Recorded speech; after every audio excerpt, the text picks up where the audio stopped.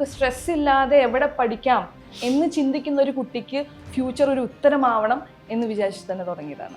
1ാം rank കിട്ടുന്ന കുട്ടിയും അല്ലെങ്കിൽ MBBS അഡ്മിഷൻ കിട്ടുന്ന കുട്ടിയും കഴിഞ്ഞു വരുന്ന കോഴ്സ് MBBS തന്നെയാണ്. IIT മാത്രം പോകേണ്ട ഒരു എക്സാം അല്ലെങ്കിൽ NIT മാത്രം എത്തിപ്പെടേണ്ട ഒരു എക്സാം അല്ല JEE എക്സാം എന്ന് പറയുന്നത്. പാട്ട് പാടിയാൽ മാത്രമേ കുട്ടികൾ ക്ലാസ്സിൽ ഉണ്ടാവൂ എന്നുള്ളൊരു തോന്നലുണ്ട്. ഒരു 1ാം റാങ്കിന് വേണ്ടിയിട്ടല്ല അവരെ നമ്മൾ എന്ത് ചെയ്യുന്നത്, പഠിപ്പിക്കുന്നത്. ഒരു ഫ്ലക്സ് വെക്കാൻ പറ്റുന്ന അല്ലെങ്കിൽ ആ സമയത്ത് മാത്രം ഉണ്ടാവുന്ന ഒരു ഇൻസ്റ്റന്റ് ആയിട്ടുള്ള ഹാപ്പിനെസ് മാത്രമാണ്. അന്ന് 1ാം റാങ്ക് കിട്ടിയ കുട്ടിയാണ് എന്നെ പരിശോധിക്കാൻ വരുന്നതെന്ന് നമ്മളാരും വിലയിരുത്തുന്നില്ല. സ്ട്രെസ് ഫ്രീ ആക്കേണ്ടത് കുട്ടിയെ ആ രൂപത്തിലല്ല, കുട്ടിയെ ഇൻഡിവിജ്വലി തന്നെ നമ്മൾ അഡ്രസ് ചെയ്യേണ്ടതുണ്ട്. ഒരുപാട് സ്ഥാപനങ്ങൾ കേരളത്തിൽ നിലനിൽക്കുന്ന ഒരു സാഹചര്യത്തിൽ why future? Welcome to Q inside. ഇന്ന് ഇൻസൈഡിൽ നമ്മുടെ കൂടെ ഉള്ളത് ഫ്യൂച്ചർ പവേർഡ് ബൈ ഗോകുലത്തിൻ്റെ ഫൗണ്ടേഴ്സ് ആയിട്ടുള്ള Lineesh sir, Jabar sir and Ashma ma'am ആണ്. Welcome to the show. സുഖമായിട്ടിരിക്കുന്ന 3 പേര്? സുഖമായിട്ടിരിക്കുന്നു. അക്കാഡമിയുടെ ബാക്ക്ഗ്രൗണ്ട് പണികളൊക്കെ പൂർത്തിയായോ, ഓണായോ? എന്താണ് ഇപ്പോഴത്തെ ഒരു സാഹചര്യം? നമ്മുടെ എല്ലാ ക്യാമ്പസുകളും ഓണായി കഴിഞ്ഞിരിക്കുകയാണ്. ഞങ്ങൾക്ക് ഭയങ്കര സന്തോഷമുണ്ട്. കഴിഞ്ഞൊരു 3 മാസത്തിനുള്ളിൽ കേരളത്തിൽ തന്നെ 5 ക്യാമ്പസുകൾ വളരെ പെട്ടെന്ന് സെറ്റ് ചെയ്യാൻ കഴിഞ്ഞു. കൂടാതെ 5 ക്യാമ്പസുകളിലേക്കും ഒരുപാട് കുട്ടികൾ നമ്മുടെ ചേർത്ത് പിടിച്ചുകൊണ്ട് നമ്മുടെ ഭാഗമായി കഴിഞ്ഞു എന്നുള്ളത് ഈ ഒരു 2 മാസം അല്ലെങ്കിൽ ഒരു 3 മാസത്തിനിടയിൽ നമുക്ക് ചെയ്യാൻ പറ്റിയതിൽ നമുക്ക് ഭയങ്കര സന്തോഷമുണ്ട്. നമ്മളെ ട്രസ്റ്റ് ചെയ്ത് ഇത്രയും ആളുകൾ, ഇത്രയും രക്ഷിതാക്കളും കുട്ടികളും നമ്മുടെ അഡ്മിഷൻ എടുത്തു എന്നുള്ളത് ഭയങ്കര സന്തോഷമുണ്ട്. ശരിക്കും ഒരു 100 ദിവസമേ നമുക്ക് ഇത് തുടങ്ങിയിട്ട് ആവുന്നുള്ളൂ. അതിനുള്ളിൽ തന്നെ ഇത്രയും പേരൻസും അതുപോലെ മക്കളും നമ്മളെ ട്രസ്റ്റ് ചെയ്ത് ജാബിർ സാറ് പറഞ്ഞ പോലെ നമ്മുടെ അടുത്ത് വന്നുള്ളത് ഞങ്ങളെ സംബന്ധിച്ച് ഭയങ്കരമായ സന്തോഷം ഉണ്ടാക്കുന്നുണ്ട്. നമ്മളപ്പോൾ ഉള്ള ടീച്ചേഴ്സ്, അതുപോലെ നമ്മളെ സപ്പോർട്ട് ചെയ്ത മൊത്തത്തിലുള്ള ആളുകളെല്ലാവരും നല്ല സന്തോഷത്തിലാണ്. ഇനി അതുമാത്രമല്ല, ഇനിയുള്ള മുന്നിലേക്കുള്ള യാത്രയിൽ ഒരുപാട് പേര് വാഗ്ദാനങ്ങൾ നൽകുന്നുണ്ട്. അതായത് കുട്ടികൾ ഞങ്ങളുടെ അടുത്തേക്ക് വരാൻ വേണ്ടി അവർ കാത്തിരിക്കുന്നുണ്ട്. അവരെല്ലാവരെയും ഞങ്ങൾ വീണ്ടും ഞങ്ങളിലേക്ക് സ്വാഗതം ചെയ്യുകയാണ്. എന്താ പറയാറല്ലേ, പെട്ടെന്നാണ് ഒരു എന്ത് സാഹചര്യമാണെങ്കിലും പെട്ടെന്നാണ് നമ്മളിത് തുടങ്ങിയതും. അതിൽ തീർച്ചയായിട്ടും ഗോകുലം ഗോപാലൻ സാറിൻ്റെ ഒരുപാട് സപ്പോർട്ടുണ്ട്. ആ സപ്പോർട്ട് ഉള്ളത് കൊണ്ടാണ് നമ്മൾ ഈ പറഞ്ഞ 100 ദിവസം കൊണ്ട് നമ്മളിവിടെ വരെ എത്താൻ സാധിച്ചത്. അതുകൊണ്ട് ആ സപ്പോർട്ട് ഇപ്പോഴും കട്ടയ്ക്ക് സാറ് കൂടെ തന്നെ നമ്മുടെ ഉണ്ട്. ഈ അടുത്ത് നമ്മളൊരു ഓറിയന്റേഷൻ പ്രോഗ്രാം ഉണ്ടായിരുന്നു. അന്നേരം സാറ് വന്നിരുന്നു പ്രോഗ്രാമിന്. അതിലും ടീച്ചേഴ്സ് ആണെങ്കിലും പാരൻസ് ആണെങ്കിലും സ്റ്റുഡൻസ് ആണെങ്കിലും എല്ലാവരും ഭയങ്കര ഹാപ്പിയാണ്. ഞങ്ങളതൊരു വലിയ സെലിബ്രേഷനായിട്ടാണ് ഞങ്ങളുടെ ആദ്യത്തെ ഓറിയന്റേഷൻ ഞങ്ങൾ ചെയ്തത്. ഇതേപോലെ നമ്മൾ ഇനിയും ഓറിയന്റേഷൻസ് ചെയ്യും. ക്ലാസ്സുകളൊക്കെ തുടങ്ങി, കുട്ടികളൊക്കെ വളരെ ഹാപ്പിയാണ്. ഒരുപാട് നാളത്തെ അവരുടെയൊക്കെ ഒരു ആഗ്രഹമാണ് ഡോക്ടർ ആവുക അല്ലെങ്കിൽ എഞ്ചിനീയർ ആവുക എന്നുള്ളത്. അപ്പം ആ ഒരു സ്വപ്നം സാക്ഷാത്കരിക്കാൻ വേണ്ടിയിട്ട് നമ്മൾ ഒരു വഴിയാവുന്നു അല്ലെങ്കിൽ നമ്മളൊരു ഓപ്ഷൻ ആവുന്നു എന്ന് പറയുന്നത് നമുക്ക് വലിയ കാര്യമാണ്. അപ്പോൾ ഈ പറഞ്ഞ പോലെ കുറച്ച് ദിവസം കൊണ്ട് നേടിയെടുത്തത് വലിയൊരു കാര്യം തന്നെയാണ്. 10ാം ക്ലാസ്സിനപ്പുറത്തേക്ക് സയൻസ് സബ്ജക്റ്റുകൾ വായനയിലൂടെ അല്ലാതെ പഠിച്ചിട്ടില്ലാത്ത ഒരാളെന്നുള്ള നിലയ്ക്ക് എൻ്റെ ഒരു പേഴ്സണൽ അത്ഭുതമാണ്. ഈ +2 കഴിഞ്ഞ എൻ്റെ സുഹൃത്തുക്കളെല്ലാം കൂടി ഇങ്ങനെ എൻട്രൻസിന് പോയാൽ ഇവരെല്ലാം കൂടി എന്ത് ചെയ്യുമെന്ന് എൻ്റെ ചെറിയ മനസ്സ് ആശങ്കപ്പെട്ടിട്ടുണ്ട്. അപ്പോൾ ഇത്രയും എൻട്രൻസ് കോച്ചിങ് സെൻറ്റേഴ്സ് ഉള്ള നമ്മുടെ ഈ കേരളത്തിൽ, കൊച്ചു കേരളത്തിൽ പോപ്പുലേഷൻ അനുസരിച്ച് ചിലപ്പോൾ അതിൽ കൂടുതൽ സെൻറ്റേഴ്സ് ഉണ്ടാവും. ഒരു പ്രൊപ്പോർഷനേറ്റ് ആയിരിക്കില്ല. അതിൽ നല്ലതും ഉണ്ടാവും, മോശവും ഉണ്ടാവും. അപ്പോൾ ഈ ചെറിയ ദിവസത്തിനുള്ളിൽ ഇത്രയും എഫേർട്ടും ഇൻവെസ്റ്റ്മെൻറ്റും ഇട്ട് ഇങ്ങനെ വലിയൊരു സ്ഥാപനം കൊണ്ടുവരുമ്പോൾ ഫ്യൂച്ചർ എവിടെയാണ് സ്റ്റാൻഡ് ചെയ്യുന്നതെന്ന് ഒരു ഇവാലുവേഷൻ നടത്തിയിരുന്നോ? എങ്ങനെ അത്, അല്ലെങ്കിൽ എവിടെയാണ് നിൽക്കുന്നത്, ഞങ്ങൾ എന്താണ് പ്രൊവൈഡ് ചെയ്യേണ്ടത്, മക്കളവരിൽ നിന്ന് ഞങ്ങൾ എങ്ങനെ വ്യത്യസ്തരാകണം, അങ്ങനെയുള്ള പ്ലാനിങ് ഒക്കെ എന്തായിരുന്നു? അതായത് ശരിക്കും ഒരുപാട് സ്ഥാപനങ്ങൾ കേരളത്തിൽ നിലനിൽക്കുന്ന ഒരു സാഹചര്യത്തിൽ വൈ ഫ്യൂച്ചർ എന്നുള്ളത് നമ്മളോട് എല്ലാവരും ചോദിക്കുന്ന ഒരു ചോദ്യമാണ്. ഇതിനകം തന്നെ ഞങ്ങളുടെ ഒരു മോട്ടോ എന്താണെന്നുള്ളത് ഓൾറെഡി നമ്മൾ കമ്മ്യൂണിക്കേറ്റ് ചെയ്ത് കഴിഞ്ഞിട്ടുണ്ട്. കാരണം നിലവിൽ നേരിടുന്ന ഒരു പ്രയാസം എന്ന് പറയുന്നത് നമ്മുടെ ഒരു സ്വപ്നങ്ങളിലേക്ക്, അതായത് നമ്മളൊരിക്കലും ഒരു മാർക്ക് മാനദണ്ഡമാക്കിയിട്ട് ഒരു കുട്ടിയെയും നമ്മളെ സ്ഥാപനത്തിലേക്ക് കൊണ്ടുവരാൻ നമ്മൾ ഒരിക്കലും ആഗ്രഹിക്കുന്നില്ല. 100% ആഗ്രഹത്തോടു കൂടി ഒരു ഡോക്ടർ ആവണമെന്ന് ആഗ്രഹിക്കുന്ന ഏതൊരു കുട്ടിയെയും, പാഷനേറ്റ് ആണെന്ന് 100% ബോധ്യമുള്ള ഒരു കുട്ടിയെ 100% പഠിപ്പിച്ച് റിസൾട്ട് ആക്കാൻ പറ്റുമെന്നുള്ള 100% കോൺഫിഡൻസ് ഞങ്ങൾക്കുണ്ട്. കാരണം ഈ ഒരു പാഷനേറ്റ് ആയിട്ടുള്ള കുട്ടികൾ പലപ്പോഴും മാം ചോദിച്ചതുപോലെ തന്നെ ഈ പല മേഖലയിലേക്കും മാറിപ്പോവാറുണ്ട്. കാരണം അവരെ അതിന് പ്രേരിപ്പിക്കുന്ന ഘടകം എന്ന് പറയുന്നത് ഒരു പക്ഷേ അവർക്ക് താങ്ങാൻ പറ്റാത്ത ഒരു ഫീസായിരിക്കും.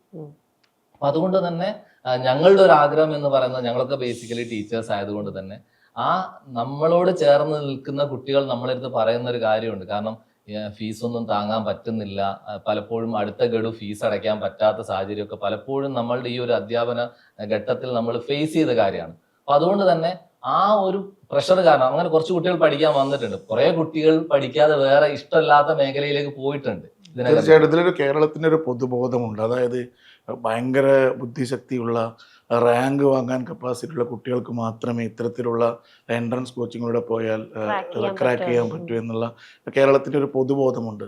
ശരിക്കും അത് ശരിയല്ല. പലപ്പോഴും മനസ്സിലാക്കാതെയാണ് ഇവരൊക്കെ സംസാരിച്ചുകൊണ്ടിരിക്കുന്നത്. പലപ്പോഴും നമ്മൾ പത്രത്താഴിൽ കാണുന്ന ഫ്രണ്ട് പേജ് പരസ്യങ്ങളിലെ റാങ്കുകൾ, പ്രത്യേകിച്ച് സിംഗിൾ ഡിജിറ്റ് റാങ്കുകളെ ഒരുപാട് ആഘോഷമാക്കുന്ന സ്ഥാപനങ്ങളുണ്ട്. ഈ ഒരു സിംഗിൾ ഡിജിറ്റ് റാങ്കുകാർ മാത്രമല്ല ആക്ച്വലി ഒരു MBBS അല്ലെങ്കിൽ അതുപോലെ തന്നെ IIT-കളിലേക്കൊന്നും പോകുന്നത്.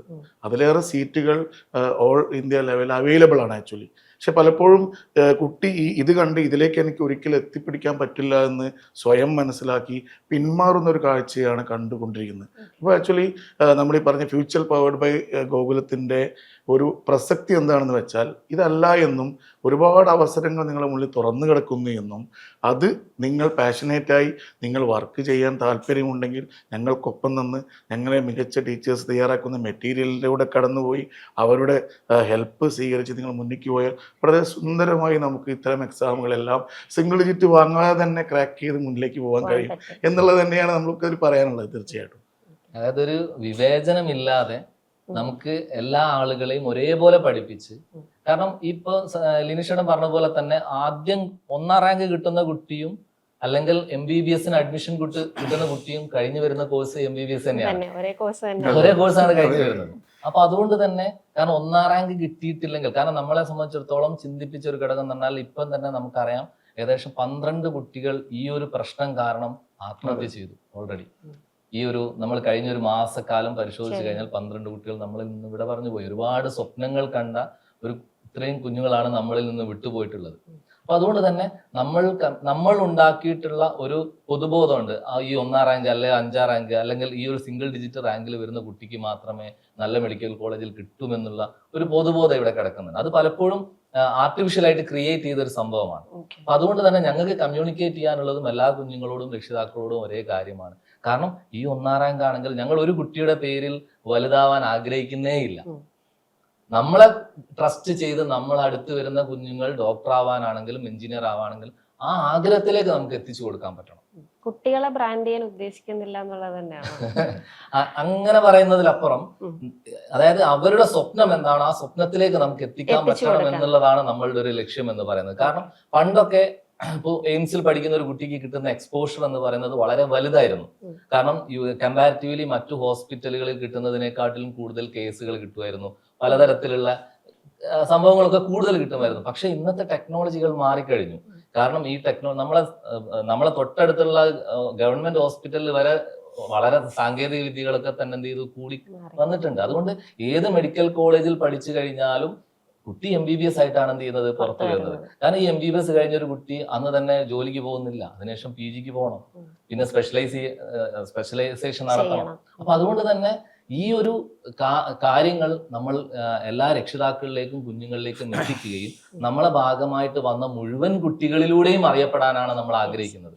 ഒരാളിലൂടെ പ്രശസ്തരാവുക എന്നുള്ളതോ ഒരാളെ വെച്ചിട്ട് സ്ഥാപനത്തിനെ ബ്രാൻഡ് ചെയ്യുക എന്നുള്ളതോ നമ്മൾ എന്ത് ചെയ്യുന്നില്ല, ആഗ്രഹിക്കുന്നില്ല. നമ്മുടെ അടുത്ത് വരുന്ന അവസാനത്തെ കുട്ടിയും നമ്മുടെ ബ്രാൻഡ് അംബാസഡേഴ്സ് ആണ്. അതൊരു പ്രത്യേക കുട്ടികൾ അല്ലെങ്കിൽ ഒരു 5-10 കുട്ടികളെ വെച്ചുകൊണ്ട് മാത്രം ബ്രാൻഡ് ചെയ്യപ്പെടാനുള്ളതല്ല ഫ്യൂച്ചർ പവേർഡ് ബൈ ഗോകുലം.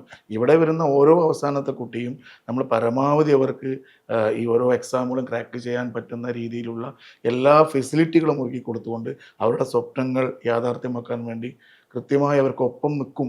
തീർച്ചയായും അത്തരത്തിൽ അവർക്കൊപ്പം നിന്നു കഴിഞ്ഞാൽ ഭാവിയിൽ സ്ഥാപനത്തിന്റെ ബ്രാൻഡ് അംബാസഡേഴ്സ് ആയിരിക്കും ഈ ഓരോ കുട്ടിയും എന്ന തിരിച്ചറിവ് ഞങ്ങൾക്കുണ്ട്. തീർച്ചയായിട്ടും ഇതിൽ മാം ചോദിച്ച ഒരു ചോദ്യമുണ്ട്. അതിന് മാത്രം കുട്ടികൾ ഇവിടെ ഉണ്ടോ, ഇത്രയും എൻട്രൻസ് കോച്ചിങ് സ്ഥാപനങ്ങൾ ഉള്ളിടത്ത് ഇത്രയും കുട്ടികൾ ഉണ്ടോ എന്ന് ചോദിച്ചു കഴിഞ്ഞാൽ നമ്മളങ്ങനെ കുട്ടികളെ ഷെയർ ചെയ്ത് കൊടുക്കാൻ വേണ്ടിയിട്ടുള്ള ഒരു പ്ലാറ്റ്ഫോം ആയിട്ടല്ല. അതിന് പകരം ഇപ്പം ഇവര് രണ്ടുപേരും പറഞ്ഞ പോലെ എയിംസിലേക്ക് എത്തുന്നതെന്ന് പറഞ്ഞ ഒരു നീറ്റ് എക്സാം എഴുതി ക്ലിയർ ചെയ്യുന്ന കുട്ടികൾ ഒരു 0.12% മാത്രമാണ് എയിംസിലേക്ക് പോകുന്നത്. ബാക്കിയൊക്കെയും കുട്ടികൾ തന്നെയാണ്, ബാക്കിയൊക്കെയും നീറ്റ് ക്ലിയർ ചെയ്ത കുട്ടികളാണ്. അവർക്കൊക്കെ വേറെ പല ഗവൺമെന്റ് മെഡിക്കൽ കോളേജുകളിൽ പഠിക്കാനുള്ള അവസരം കിട്ടുന്നുണ്ട്. അതിനേക്കാൾ കൂടുതൽ കുട്ടികൾ ഇവിടെ പ്രൈവറ്റ് മെഡിക്കൽ കോളേജുകളിൽ സീറ്റ് എടുത്ത് പഠിക്കുന്നവരുണ്ട്. പുറം രാജ്യങ്ങളിൽ പോയിട്ട് MBBS ചെയ്യുന്ന കുട്ടികളുണ്ട്. ഇവരൊക്കെയും ഡോക്ടേഴ്സ് തന്നെയാണ്. ഇപ്പം ജാബി പറഞ്ഞ പോലെ ഇവരൊക്കെ ഇത് കഴിഞ്ഞിട്ടാണെങ്കിലും MDA ചെയ്യുകയോ DM ചെയ്യുകയോ അല്ലെങ്കിൽ അതിൽ സ്പെഷ്യലൈസേഷൻസ് ചെയ്യുന്ന കുട്ടികളുണ്ടാവും. ഇതല്ല, MBBS മാത്രമല്ല, ഇവർക്ക് ഹോമിയോപ്പതി ആണെങ്കിലും ആയുർവേദ ആണെങ്കിലും വേറെയും പല കോഴ്സുകളും നീറ്റ് എക്സാം എന്ന് പറഞ്ഞ ഒരു വിൻഡോയിൽ കൂടെ കിട്ടുന്നുണ്ട്. അതേപോലെ തന്നെയാണ് JEE എക്സാംസ്. IIT-യിലേക്ക് മാത്രം പോകേണ്ട ഒരു എക്സാം അല്ലെങ്കിൽ NIT-യിലേക്ക് മാത്രം എത്തിപ്പെടേണ്ട ഒരു എക്സാം അല്ല JEE എക്സാം എന്ന് പറയുന്നത്. പല കോഴ്സുകളും അവർക്ക് പല ഓപ്ഷൻസും ഇപ്പോഴത്തെ കാലഘട്ടത്തിൽ കിട്ടുന്ന ഒരു കാര്യമാണ്. അപ്പം നമ്മൾ ശ്രദ്ധിക്കുന്നതെന്ന് പറഞ്ഞു കഴിഞ്ഞാൽ കേരളത്തിലെ കുട്ടി എല്ലാവർക്കും ആക്സസിബിൾ ആയിട്ടുള്ള ഒരു സെൻറ്റർ, ഒരു പ്ലാറ്റ്ഫോം. അതായത് നമ്മൾ എന്തായാലും നീറ്റിന് പഠിക്കാൻ പോവുകയാണ്, നമ്മൾ എന്തായാലും JEEക്ക് പഠിക്കാൻ പോവുകയാണ്. അതിന് ഏറ്റവും നല്ല നമ്മളെ മനസ്സിലാക്കുന്ന, നമ്മുടെ ആഗ്രഹങ്ങളെ മനസ്സിലാക്കുന്ന, നമുക്ക് മാർക്ക് ബേസിൽ ഒരു ഡിസ്ക്രിമിനേഷൻ ഇല്ലാതെ അല്ലെങ്കിൽ ഫിനാൻഷ്യൽസിന്റെ ബേസിസിൽ ഒരു ഡിസ്ക്രിമിനേഷൻ ഇല്ലാതെ ഞങ്ങൾക്ക് സ്ട്രെസ് ഇല്ലാതെ എവിടെ പഠിക്കാം എന്ന് ചിന്തിക്കുന്ന ഒരു കുട്ടിക്ക് ഫ്യൂച്ചർ ഒരു ഉത്തരമാവണം എന്ന് വിചാരിച്ച് തന്നെ തുടങ്ങിയതാണ്. ഭയങ്കര വിശാലമായൊരു എഡ്യൂക്കേഷനെ കുറിച്ചുള്ള ഒരു വിഷനാണ് മൂന്ന് പേർക്കുള്ളതെന്ന് ഞാൻ മനസ്സിലാക്കുന്നു. അപ്പൊ നമ്മളൊരു ഇൻവെസ്റ്ററിനെ തപ്പി പോകുന്ന സമയത്ത് ഇത് പറഞ്ഞാൽ അപ്പുറത്തേക്കും കമ്മ്യൂണിക്കേറ്റ് ആവണമല്ലോ. അപ്പൊ അങ്ങനെ ഒരാളെ തന്നെ കിട്ടുകയും ചെയ്തു. അപ്പോൾ കുറഞ്ഞ സമയം കൊണ്ട് തന്നെ ഇത്രയും വലിയൊരു പ്ലാറ്റ്ഫോമായിട്ട് നിങ്ങൾ കൺവേർട്ട് ആവുകയും ചെയ്തിട്ടുണ്ട്. അപ്പോൾ ഈ ഇൻവെസ്റ്ററിന്റെ ഭാഗത്ത് നിന്നുള്ള ഒരു വിഷൻ ഓറിയന്റഡ് ആയിട്ടുള്ള ഹെൽപ്പും അല്ലാതെ ഇൻഫ്രാസ്ട്രക്ചറിനുള്ള ഹെൽപ്പും നിങ്ങൾ തമ്മിലുള്ള കമ്മ്യൂണിക്കേഷനും എങ്ങനെയാണ് നടന്നതെന്ന് പറഞ്ഞു. ആ കാര്യത്തിൽ കുറച്ച് എക്സൈറ്റഡ് ആണ്. ഞങ്ങളുടെ ഒരു ഭാഗ്യമാണ്, ഭാഗ്യവും ഡെഫിനറ്റ്ലി ഒരു ഓണറാണ് ഗോകുലും ഗോപാലൻ സാറിനെ പോലെ ഒരാളെ നമ്മുടെ ഒരു ബാക്ക് ബോൺ ആയിട്ട് ഒരു സപ്പോർട്ടിന് കൂടെ നിൽക്കുക എന്ന് പറയുന്നത്. കാരണം സാർ നമ്മളോട് എപ്പോഴും ആകെ ഒരു കാര്യം പറഞ്ഞിട്ടുള്ളൂ, നിങ്ങൾ എത്ര വേണമെങ്കിലും എക്സ്പാൻഡ് ചെയ്തോ, എവിടെയൊക്കെ വേണമെങ്കിലും സെന്റേഴ്സ് ഉണ്ടാക്കിക്കോളൂ, എത്ര വേണമെങ്കിലും വളർന്നോളൂ, കുഴപ്പമില്ല, ഞാൻ കൂടെയുണ്ട്, പക്ഷെ ക്വാളിറ്റിയിൽ ഒരിക്കലും കോംപ്രമൈസ് ചെയ്യരുത് എന്നുള്ള ആഗ്രഹം മാത്രമാണ് അദ്ദേഹം പറഞ്ഞത്. ഇപ്പം നമ്മൾ കണ്ടുവരുന്ന പോലെ സാറിന് ഒരുപാട് ബിസിനസ്സുകളുണ്ട്, പല ഇൻഡസ്ട്രികളായിട്ട് ബിസിനസ്സുകളുണ്ട്. നമ്മളറിയാം ഫിനാൻസ്, ചിറ്റ്സിൽ ഉണ്ട്, സിനിമയിൽ അദ്ദേഹം വളരെ പ്രോമിനൻ്റ് ആയിട്ട് അവർ ഇൻവെസ്റ്റ് ചെയ്യുന്നതാണ്. അതേപോലെ മെഡിക്കൽ കോളേജുകളുണ്ട്, സ്കൂൾസ് ഉണ്ട്, എഞ്ചിനീയറിംഗ് കോളേജുകളുണ്ട്. അപ്പോൾ അതിലൊക്കെ ഓൾറെഡി തെളിഞ്ഞ ഒരാളാണ്, ഒരു കിങ്ഡം ഓൾറെഡി ഉണ്ടാക്കിയ ഒരാളാണ് ശരിക്കും ഗോകുലം ഗോപാലൻ സാർ. അദ്ദേഹത്തിന് ഈ ഒരു സ്ഥാപനം തുടങ്ങി അല്ലെങ്കിൽ ഫ്യൂച്ചറിൽ തുടങ്ങിയിട്ട് പൈസ ഉണ്ടാക്കേണ്ട ഒരു ആവശ്യം ഇല്ലാത്തൊരു മനുഷ്യനാണ്. അപ്പോൾ പല ബിസിനസ്സുകളും ചെയ്ത് അതിൽ നിന്നുണ്ടാക്കിയ പൈസ അല്ലെങ്കിൽ അതിൽ നിന്നുണ്ടാക്കിയ റിട്ടേൺസിനെ, അതിൽ നിന്നുണ്ടാക്കിയ വിജയത്തെ ഇൻവെസ്റ്റ് ചെയ്തിട്ടാണ് ഫ്യൂച്ചർ ഉണ്ടാക്കിയത്. അതുകൊണ്ട് ഇതിനകത്തുനിന്ന് പൈസ ഉണ്ടാക്കാനുള്ള മോഹം തീർച്ചയായിട്ടും അദ്ദേഹത്തിന് ഉണ്ടാവില്ല. അല്ല, അദ്ദേഹം ഇതിന്റെ കൂടെ ആഡ് ചെയ്ത് ഞങ്ങളോട് പറഞ്ഞതാണ്, ഞാൻ ബിസിനസ് ചെയ്ത് എന്റെ കയ്യിൽ ക്യാഷ് ഉണ്ട്, അത് ഞാൻ എഡ്യൂക്കേഷനിൽ ഇൻവെസ്റ്റ് ചെയ്യുന്നത് എന്റെ സംതൃപ്തിക്ക് വേണ്ടിയിട്ടാണ്. അപ്പൊ അതുകൊണ്ട് തന്നെ അതിൽ ക്വാളിറ്റി ഒരിക്കലും കോംപ്രമൈസ് ചെയ്യാതെ തന്നെ എന്ത് ചെയ്യണം, കൊണ്ടുപോകണം എന്നുള്ളത്. അല്ലാതെ എഡ്യൂക്കേഷനിൽ നിന്ന് പണം ഉണ്ടാക്കി എനിക്ക് മറ്റു ബിസിനസ് ചെയ്യേണ്ട ആവശ്യം. തീർച്ചയായിട്ടും അതൊരു ചാരിറ്റിയും അതുപോലെ തന്നെ സർവീസുമാണ്, നമ്മുടെ സമൂഹത്തിന് നമ്മൾ കൊടുക്കേണ്ട ഒരു സർവീസ് ആണെന്നുള്ളൊരു ആക്ച്വലി നമ്മളോട് അദ്ദേഹം ആദ്യഘട്ടങ്ങളിൽ മുതൽ പറഞ്ഞുകൊണ്ടിരുന്നതാണ്. അപ്പോൾ നിങ്ങൾ കൊടുക്കുക നല്ല ക്വാളിറ്റിയുള്ള എഡ്യൂക്കേഷൻ എല്ലാ മക്കൾക്കും അത് നിങ്ങൾ ലഭ്യമാക്കുക എന്ന് തന്നെയാണ് അദ്ദേഹം ഞങ്ങൾക്ക് ഓരോ സമയത്തും നൽകുന്ന നിർദ്ദേശം. പിന്നെ അതുപോലെ നേരത്തെ പറഞ്ഞൊരു കാര്യം, ഈ കുട്ടികളെ പറ്റി നമ്മൾ സംസാരിക്കുന്ന സമയത്ത് ഓരോ കുട്ടിയും എക്സ്ക്ലൂസീവാണ്, ഓരോ കുട്ടിക്കും അവൻ്റേതായ കഴിവുകളുണ്ട്. പക്ഷെ പലപ്പോഴും നമ്മളിതൊന്നും റിയലൈസ് ചെയ്യുന്നില്ല. പലപ്പോഴും ഇവനെ വലിയ വലിയ റാങ്കുകളിലേക്ക് കൊണ്ടുപോകാൻ ഒരുപാട് പ്രഷർ ഇട്ടുകൊണ്ട് ഇവന് പറ്റാത്ത രൂപത്തിൽ ഇവനെ പ്രഷർ ചെയ്തുകൊണ്ട് മുന്നിലേക്ക് നമ്മൾ പോകുന്ന ഒരു കാഴ്ച നമ്മൾ കണ്ടുകൊണ്ടിരിക്കുന്നത്. അൺലിമിറ്റഡ് കോഴ്സുകൾ അവൈലബിൾ ആണ്. ഇത്തരം കോഴ്സുകൾക്കൊക്കെ ഇവനെ പറഞ്ഞ് മനസ്സിലാക്കുകയും അവരുടെ കപ്പാസിറ്റിക്ക് അനുസരിച്ച് ഓരോ രീതിയിലേക്ക് നമ്മൾ ഡൈവേർട്ട് ചെയ്ത് കൊണ്ടുപോവുക എന്നുള്ളത് കൂടി ആക്ച്വലി ഇത്തരത്തിലുള്ള സ്ഥാപനങ്ങളുടെ ഒരു കർത്തവ്യമാണ്. പലപ്പോഴും ഇതൊന്നും ചെയ്യാതെ വെറും ഈ നേരത്തെ പറഞ്ഞ പോലുള്ള റാങ്കുകളുടെ പിന്നാലെ പോകുന്ന ഒരു കാഴ്ചയാണ് സ്വാഭാവികം നമ്മൾ കണ്ടുകൊണ്ടിരിക്കുന്നത്. അപ്പോൾ അതിൽ നിന്നൊരു മാറ്റം വരണമെന്നുള്ളത് നമ്മുടെ കേരളത്തിൻ്റെ ഒരു ആവശ്യകത തന്നെയാണ്. അത് തന്നെയാണ് ഫ്യൂച്ചർ പവേർഡ് ബൈ ഗോകുലത്തിൻ്റെ ഉദ്ദേശവും. ഈ സ്ഥാപനത്തിന്റെ ഹോർഡിങ്സ് ശ്രദ്ധിച്ചാൽ തന്നെ തൃപ്പൂണിത്തുറയിൽ ഇങ്ങോട്ട് വരുമ്പോൾ ഒരു ഹോർഡിംഗ് ഉണ്ട്. ഞാൻ അപ്പോഴാദ്യം ശ്രദ്ധിക്കുന്നത്. അപ്പൊ ടീച്ചേഴ്സിനെയാണ് വെച്ചിട്ടുള്ളത് ഹോർഡിങ്സിലൊക്കെ തന്നെ. ഒരു പുതിയ സ്ഥാപനം തുടങ്ങുമ്പോൾ അതിന്റെ ആദ്യം അന്തവും തീരുമാനിക്കപ്പെടുന്നത് അധ്യാപകരിലൂടെയാണ്. അപ്പോൾ ഈ ടീച്ചേഴ്സിനെ പൂൾ ചെയ്യാന്ന് പറയുന്നത് ഒരു വലിയ പ്രോസസ്സായിരുന്നു കാണില്ലേ? അപ്പോൾ ഒരു ഹെർക്കുലിയൻ ടാസ്ക് ആണ്. അക്കാഡമിക് ഹെഡ്സ് ഉണ്ടെന്ന് ഞാൻ മനസ്സിലാക്കുന്നു. അപ്പോൾ ഇവർ അക്കാഡമിക് ഹെഡ്സിനെ കണ്ടുപിടിക്കുക, അവരത് അസൈൻ ചെയ്യുക, ഇത്രയും ടീച്ചേഴ്സിനെ പൂൾ ചെയ്യുക, ആ ഒരു പ്രോസസ്സ് എങ്ങനെ മാനേജ് ചെയ്തത് ഇത്രയും ചെറിയൊരു ടൈം ഫ്രെയിമിൽ? ശരിക്കും ഞങ്ങളെ സംബന്ധിച്ചിടത്തോളം ഏറ്റവും സിമ്പിളായിട്ട് ചെയ്തൊരു കാര്യം എന്ന് പറയുന്നത് ടീച്ചേഴ്സിന്റെ അറേഞ്ച്മെന്റ് ആയിരുന്നു. കാരണം ബാക്കിയുള്ളതൊക്കെ നമുക്ക് കുറച്ചുകൂടി ഹെക്റ്റിക് ആയിട്ട് വന്നിട്ടുണ്ടായിരുന്നു. കാരണം ഈ പറയുന്ന ടീച്ചേഴ്സ് ഒക്കെ എന്ന് പറഞ്ഞാൽ നമ്മൾ ഈ ഫീൽഡിൽ ഏകദേശം ഒരു 20-20 ഇയേഴ്സോളം എക്സ്പീരിയൻസ് ഉള്ള ആളുകളാണ്.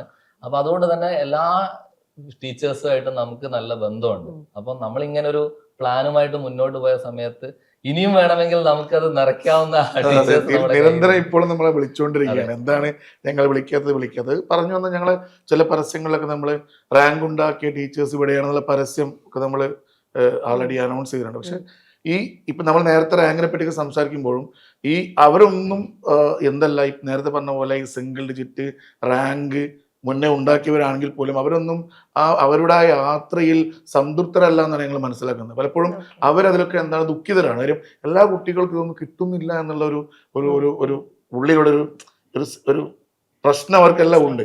ഞങ്ങൾ ഇത്തരം ഒരു ആശയം ആദ്യമായി തന്നെ ഇവരോട് പറയുകയാണ്. നമ്മൾ എല്ലാ കുട്ടികളേക്കും ഒരുപോലെ തന്നെ ഇത് കൊടുക്കുകയും അവരുടെ കപ്പാസിറ്റിക്ക് അനുസരിച്ച് അവരുടെ വിവിധ കോഴ്സുകളിലേക്ക് നമ്മൾ മാപ്പ് ചെയ്ത് കൊടുക്കുകയും ചെയ്യുക എന്ന് പറഞ്ഞപ്പോൾ ആണ് സ്വാഭാവികം ഈ ടീച്ചേഴ്സ് എല്ലാം ഒന്നുകൂടി ആക്റ്റീവായി നമ്മുടെ ഒപ്പം വന്നത്. കാരണം അവരൊക്കെ ഉള്ളിൽ കുറേ കാലങ്ങളായി അവർ ചെയ്തുകൊണ്ടിരിക്കുന്ന ഒരു പ്രശ്നം, ഒരു കോംപ്ലക്സ് കിടക്കുന്നുണ്ട്. കാരണം ഞങ്ങൾ ഇത്തരത്തിലുള്ള കുറച്ച് കുട്ടികളെ മാത്രം പഠിപ്പിച്ച് പോകേണ്ടവരാണോ?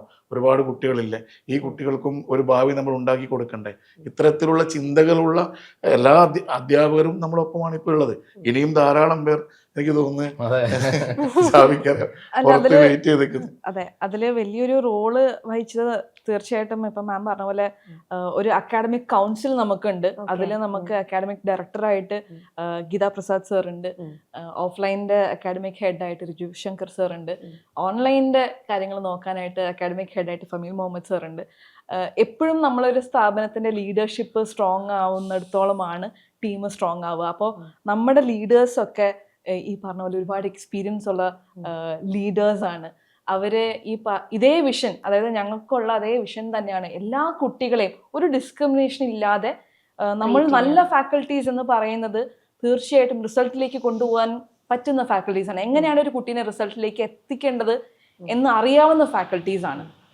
അപ്പോൾ ഈ ഫാക്കൽറ്റീസിനെ എല്ലാ കുട്ടികളിലേക്കും എത്തിക്കാനുള്ളൊരു പ്ലാറ്റ്ഫോം നമ്മൾ ഉണ്ടാക്കി. അതുകൊണ്ടാണ് ഈ പറഞ്ഞ ലീഡേഴ്സിന് ടീച്ചേഴ്സിനെ എല്ലാവരെയും കൊണ്ടുവരാൻ സാധിച്ചത്. ഞങ്ങൾക്ക് ഈ പറഞ്ഞ പോലെ ടീച്ചേഴ്സിനെ കൊണ്ടുവരാൻ സാധിച്ചത് അതുകൊണ്ടാണ്. ഇപ്പോൾ ഒരു സ്ഥാപനം തുടങ്ങുമ്പോൾ ഞാൻ മനസ്സിലാക്കുന്ന ഒരു കാര്യം, ഇത്രയും കുട്ടികൾക്ക് വേണ്ടിയിട്ടുള്ള മെറ്റീരിയൽസ് നമ്മൾ പ്രിപ്പയർഡ് ആക്കി വെക്കണമല്ലോ. അപ്പോൾ അതിന് വേണ്ടി എടുത്ത ഒരു പ്രിപ്പറേഷൻ സ്ട്രാറ്റജി എന്തായിരുന്നു? ഇത്രയും ക്ലാസ്സുകളുണ്ട്, പല തരത്തിലുള്ള എൻട്രൻസ് എക്സാമുകളുണ്ട്, പല തരത്തിലുള്ള കുട്ടികളുണ്ട്. അപ്പോൾ അതൊരു ചെറിയ ജോലിയല്ല എന്ന് ഞാൻ മനസ്സിലാക്കുന്നു. അപ്പൊ ഈ മെറ്റീരിയൽ പ്രിപ്പറേഷൻ സ്ട്രാറ്റജി എന്തായിരുന്നു? അവിടെയാണ് നമ്മൾ നേരത്തെ പറഞ്ഞ ടീച്ചേഴ്സിന്റെ പ്രസക്തി. ഇവര് ഈ പറഞ്ഞ പോലെ 20 തുടങ്ങി 30 വർഷം വരെ ഈ ഫീൽഡിൽ തന്നെ എക്സ്പീരിയൻസ് ഉള്ള ആൾക്കാരാണ്.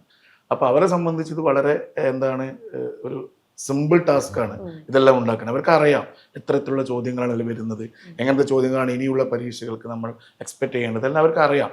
പക്ഷെ അവർ നമുക്കൊപ്പം നിന്നുകൊണ്ട് ഈ തുടക്കത്തിലായതുകൊണ്ട് തന്നെ സ്വാഭാവികമായും അവർക്ക് കൂടുതൽ സമയം അതിൽ ചെലവഴിക്കേണ്ടി വന്നിട്ടുണ്ടെങ്കിലും അതവർ വളരെ വൃത്തിയായി ചെയ്തുകൊണ്ട് നമുക്ക് തോന്നുന്നു നമ്മൾ ഒരുപാട് ഫോർവേഡാണെന്ന് തോന്നുന്നു നമ്മുടെ മെറ്റീരിയലിൻ്റെ കാര്യത്തിലെല്ലാം.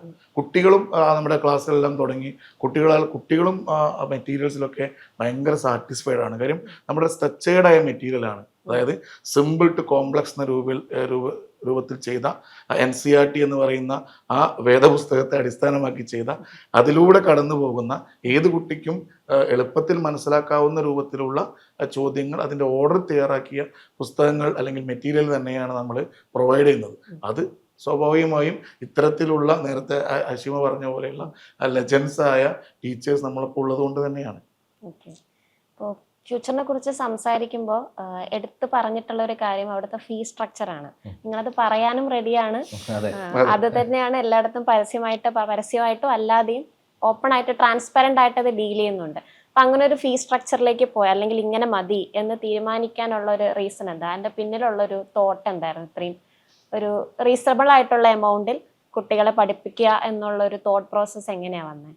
ബേസിക്കലി അതിലാണ് നമ്മൾ സംസാരിച്ച് തുടങ്ങിയത്. കുട്ടികളുടെ സ്വപ്നങ്ങളിലേക്ക് എത്താൻ വേണ്ടിയിട്ട് ഒരിക്കലും ഫിനാൻസ് അല്ലെങ്കിൽ പൈസ എന്ന് പറയുന്ന ഒരു ഘടകം ഒരിക്കലും അവർക്കൊരു ലിമിറ്റേഷൻ ആവരുത്.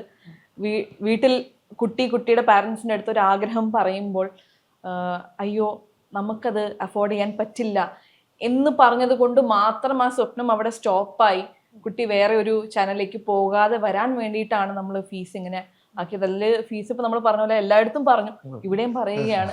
നമ്മുടെ റിപ്പീറ്റർ ഫീസ് 69,999 ആണ്. നമ്മൾ റിപ്പീറ്റേഴ്സിന് എന്ത് ചെയ്തിട്ടുണ്ടെന്ന് വെച്ച് കഴിഞ്ഞാല് അഡീഷണൽ ആയിട്ട് ഈ വർഷത്തെ പ്രശ്നങ്ങളൊക്കെ നമ്മൾ കൺസിഡർ ചെയ്ത് അഡീഷണൽ ആയിട്ട് നമ്മളൊരു ഓഫർ കൊടുത്തിട്ടാണ് നമ്മൾ 49,999 റിപ്പീറ്റേഴ്സിന് നമ്മൾ കോഴ്സ് കൊടുക്കുന്നത്. അതെ, രണ്ടാമതും മൂന്നാമതും ഒക്കെ എഴുതുന്ന കുട്ടികളുണ്ടെങ്കിൽ അവർക്ക് വേണ്ടിയിട്ട് കൊടുക്കുന്നത്. പിന്നെ നമ്മൾ ഓൺലൈൻ കോഴ്സുകൾ കൊടുക്കുന്നത് എനിക്ക് 7th to 10th എന്ന് പറയുന്നത് വെറും 999 നമ്മൾ കോഴ്സ് കൊടുക്കുന്നത്. ഇതൊക്കെ ഒരു വർഷത്തേക്കാണ് ഒരു മാസത്തേക്കല്ല, ഒരു വർഷം. അപ്പം ഇങ്ങനെ ഒരു ഫീ സ്ട്രക്ചർ ഉണ്ടാക്കാനുള്ള മോട്ടിവേഷൻ പുറകിൽ ഇത് തന്നെയാണ്, എല്ലായിടത്തേക്കും എത്തിക്കുക. അതിലെ കൂടെ തന്നെ +1 +2 ആണെങ്കിൽ 4,999 ആണ് ഒരു വർഷത്തേക്ക് വരുന്നത്. ഇതൊക്കെ എന്ന് പറഞ്ഞാൽ ഇതിന്റെ കാര്യങ്ങൾ നമുക്ക് കറക്റ്റ് മനസ്സിലാവും. മറ്റ് കുറച്ച് സെന്ററുകളായിട്ട് കമ്പയർ ചെയ്യുമ്പോൾ മാത്രമാണ് ഇത് എത്രത്തോളം കുറവാണെന്നുള്ളത് എല്ലാവർക്കും ബോധ്യപ്പെടുക. കാരണം ഇപ്പം പല ആളുകളും ഇപ്പൊ ഒരു വർഷത്തേക്ക് ഞാൻ ഇപ്പൊ പറഞ്ഞ +2 +1 ഫീസൊക്കെ എന്ന് പറഞ്ഞാൽ 30+ ആണ് ഏത് സ്ഥലങ്ങളിലാണെങ്കിലും ഫീസ് നോക്കിക്കഴിഞ്ഞാൽ ഉണ്ടാവുക. അപ്പൊ അവിടെയാണ് നമ്മൾ ഈ ഒരു എമൗണ്ടിന് എന്ത് ചെയ്യുന്നത്, ഈ കോഴ്സ് കംപ്ലീറ്റ് ആയിട്ട് ഒരു വർഷത്തേക്ക് കൊടുക്കുന്നത്. റിപ്പീറ്റർ കോഴ്സ് എന്ന് പറയുമ്പോൾ 1 ലക്ഷത്തിൽ താഴെ ഫീസ് എവിടെയും ഉണ്ടാവാറില്ല. അപ്പം നമ്മൾ അതിനെ റിപ്പീറ്റർ ഓൺലൈൻ ആണെങ്കിൽ എത്രയാ വരുന്നത്? അതെ, അതും ഈ പറഞ്ഞ പോലെ തന്നെ വളരെ നമ്മൾ കൊടുക്കുന്നത് 9,999 നമ്മൾ ഓൺലൈൻ ബാച്ചുകൾ ഒരു വർഷത്തേക്ക്. ഇവിടെ നമ്മൾ കൊടുക്കുന്നത് ഈ ഫാക്കൽറ്റീസിനാണ്. നമ്മള് ശരിക്കും ഒരു പക്ഷെ ഇവര് വാങ്ങുന്ന മെറ്റീരിയലിന്റെ പൈസ ഇതിനേക്കാളും കൂടുതലുണ്ടാവും. അതുപോലെ പിന്നെ വളരെ വലിയ ഫീസുള്ള ഒരു കോഴ്സാണ് നമ്മുടെ schooling program, normally schooling programs. പക്ഷെ ഫ്യൂച്ചർ സ്കൂളിംഗ് പ്രോഗ്രാമിന്റെ അതിന്റെ ഫീസും താരതമ്യം ചെയ്യുമ്പോൾ വളരെ വളരെ കുറവാണ്. 10ാം ക്ലാസ് കഴിഞ്ഞ കുട്ടികൾക്കുള്ള +1 +2 പഠനത്തോടൊപ്പം അവർക്ക് എൻട്രൻസ് കോച്ചിങ്ങും നടത്തുന്ന കോഴ്സാണത്. അതിലും നമ്മുടെ ഫീസ് വളരെ വളരെ കുറവാണ്. ഗോകുലം സ്കൂളിന്റെ അസോസിയേറ്റ് ചെയ്തുകൊണ്ടാണ് നമ്മൾ ഈ വർഷം മുന്നിലേക്ക് പോകുന്നത്. അത് കൂടുതൽ സ്കൂളുകളിലേക്ക് നമ്മൾ വരും വർഷങ്ങൾ വ്യാപിപ്പിക്കും തീർച്ചയായിട്ടും. ഇപ്പോൾ ഞാനൊരു 2 വർഷം 2.5 വർഷം ടീച്ചിങ് ഉണ്ടായിരുന്നാല് കംപ്ലീറ്റ്ലി ഡിഫറെന്റ് സബ്ജക്ട്. പക്ഷേ ടീച്ചർമാരുടെ ഒരു പൊതു പ്രശ്നം എന്ന് പറയുന്നത് ക്ലർക്കിനെ പോലെ ജോലി ചെയ്യുക എന്നൊരു സാധനം കൊണ്ട് ജോലി ഇട്ടിട്ട് പോയ ഒരുപാട് പേര് ഉണ്ട്, ഞാൻ ഉൾപ്പെടെ. അപ്പോൾ അങ്ങനെ ഒരു സാധനം മാറിയിട്ട് പെട്ടെന്ന് നമ്മുടെ ഒരു ഓൺലൈൻ സ്പേസിൽ ഈ ഫൺ ടീച്ചേഴ്സ് അങ്ങോട്ട് കടന്നു വരാൻ തുടങ്ങിയ ഒരു 3-4 വർഷമാണ് കോവിഡിന് ശേഷം കടന്നു വന്നത്. അപ്പോൾ ഒരു ട്രെൻഡ് സെറ്റിംഗ് ഉണ്ട്. ഒരു ടീച്ചറിന് വെച്ചൊരു ട്രെൻഡ് സെറ്റ് ചെയ്തിട്ട് അവിടെ സ്റ്റുഡൻസിനെ പൂൾ ചെയ്യാന്നുള്ളതും ഇപ്പുറത്ത് നമുക്ക് ക്വാളിറ്റി എഡ്യൂക്കേഷൻ കൊടുക്കുക എന്നുള്ളൊരു ബാലൻസ് വേണം. അപ്പൊ ഇങ്ങനെ ഈ ഒരു വശത്തെ കുറിച്ച് ആലോചിച്ചിരുന്നു. ഈ ട്രെൻഡ് സെറ്റിംഗ് ഉണ്ടാക്കുന്ന ഒരു പ്രശ്നം ഉണ്ടല്ലോ കുട്ടികൾക്കിടയിൽ, അവർ അങ്ങോട്ട് പോകാനാണ് സാധ്യത. അപ്പൊ നമ്മൾ സമാധാനപരമായ കാര്യങ്ങൾ പറഞ്ഞാൽ ഈ കുഞ്ഞുങ്ങൾ കേൾക്കുമെന്നുള്ളൊരു വലിയ ആശങ്കയുണ്ടല്ലോ. അപ്പൊ ഈ ഒരു പാർട്ട് ആലോചിച്ചിരുന്നു?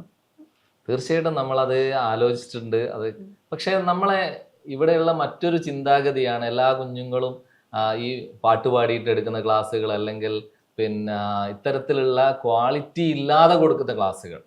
അതായത് നമ്മളിപ്പം പലപ്പോഴും അത് ഡിസ്കസ് ചെയ്തിട്ടുള്ള ഒരു കേസാണ്. അപ്പം നമ്മളെ സംബന്ധിച്ചിടത്തോളം നമ്മളെ ടീച്ചേഴ്സിൻ്റെ അടുത്ത് നമ്മൾ കൊടുത്ത ഇൻസ്ട്രക്ഷൻ എന്ന് വെച്ച് കഴിഞ്ഞാൽ ഓരോ കുട്ടിക്കും പഠിക്കാനുള്ള ആഗ്രഹം ജനറേറ്റ് ചെയ്ത് അത് മെയിൻറ്റെയിൻ ചെയ്ത് പോകാൻ പറ്റുന്ന രൂപത്തിൽ അവർക്ക് ക്ലാസ്സിലിരിക്കുന്ന നേരം അവർക്ക് അത് എന്തെങ്കിലും പുതിയതായിട്ടൊരു അറിവ് കിട്ടിയെന്ന് തോന്നുമ്പോഴാണ് എപ്പോഴും അവർ ഇതിനെ ഡിപ്പെൻഡ് ചെയ്ത് വരുന്നത്. അല്ലെങ്കിൽ വരുന്ന ഓഡിയൻസ് മുഴുവൻ എന്ന് പറയുന്നത് ഒരിക്കലും നമ്മൾ ഉദ്ദേശിച്ച രൂപത്തിലേക്ക് റിസൾട്ടിലേക്ക് കൊണ്ടുപോകാൻ പാടായിരിക്കും. അതായത് കണ്ടന്റ് ഡെലിവറി ചെയ്യാതെയുള്ള ഈ പാട്ടും കളിയെ പറ്റിയാണ് ജാവി സംസാരിച്ചത്. ഒരു മണിക്കൂർ കുട്ടി ക്ലാസ്സിൽ ഇരിക്കുന്നുണ്ടെങ്കിൽ ആ ഒരു മണിക്കൂറിന് കുട്ടിക്ക് കൊടുക്കേണ്ട കണ്ടന്റ് തീർച്ചയായിട്ടും കുട്ടിക്ക് കിട്ടണം. അതിനുവേണ്ടി പലപ്പോഴും പല ക്ലാസ്സുകളിലൊക്കെ തന്നെ റിപ്പീറ്ററിന്റെ ക്ലാസ്സുകളിലൊക്കെ ഡാൻസ് വരെ കണ്ടിട്ടുണ്ട്. അപ്പം ഇതില് ഇതിൽ ഭയങ്കരമായിട്ട് എന്താ പറയാ പ്രശ്നം ഉണ്ടാവുന്ന ഒരുപാട് കുട്ടികളുണ്ട്. ഇതിനെ സപ്പോർട്ട് ചെയ്യുന്ന ഒരു മൈനോറിറ്റി ആളുകൾ മാത്രമേ ഉണ്ടാവുള്ളൂ. അപ്പൊ നമ്മുടെ ക്ലാസ് എപ്പോഴും ക്വാളിറ്റി ഓറിയന്റഡ് ആയിട്ട് തന്നെ കൊടുക്കണം എന്ന് തന്നെയാണ് നമ്മൾ ആഗ്രഹിക്കുന്നത്. എന്ന് വെച്ച് വളരെ സ്ട്രിക്റ്റ് ആയിട്ട് പോകുന്ന ആ രൂപത്തിലല്ല. അതായത് കുട്ടികളോട് ചേർന്ന് നിന്നുകൊണ്ട്, പക്ഷെ കുട്ടികൾക്ക് എന്ത് കിട്ടണം, ഒരു മണിക്കൂർ ക്ലാസ്സിൽ വന്നു കഴിഞ്ഞാൽ പുതിയ അറിവുകൾ കിട്ടണം, അത് വെച്ചുകൊണ്ട് അവർക്ക് പരീക്ഷയിൽ മാർക്ക് കിട്ടണം. ഇത് തന്നെയാണ് നമ്മൾ മുന്നോട്ട് നമ്മുടെ ടീച്ചേഴ്സിന് കൊടുത്ത കാര്യങ്ങളും. പക്ഷെ നമ്മളെ സംബന്ധിച്ചിടത്തോളം ഉള്ള ഒരു അഡ്വാൻറ്റേജ് എന്താണെന്ന് വെച്ചാൽ അത് അതേ രൂപത്തിൽ കൊണ്ടുപോകാൻ കഴിയുന്ന ഏറ്റവും ഗംഭീര, നമുക്ക് അത് ഒരു വാക്കുകളിലൂടെ പറയാൻ പറ്റുന്നല്ല. നമുക്കിപ്പം അത് ഞങ്ങൾ അതുകൊണ്ടാണ് നിങ്ങൾ നേരത്തെ പറഞ്ഞ ഹോർഡിങ്സ് ഉൾപ്പെടെ നമ്മൾ പറയുന്നത്, നമ്മൾ മുന്നോട്ട് വെക്കുന്നത് ഇവരാണ്.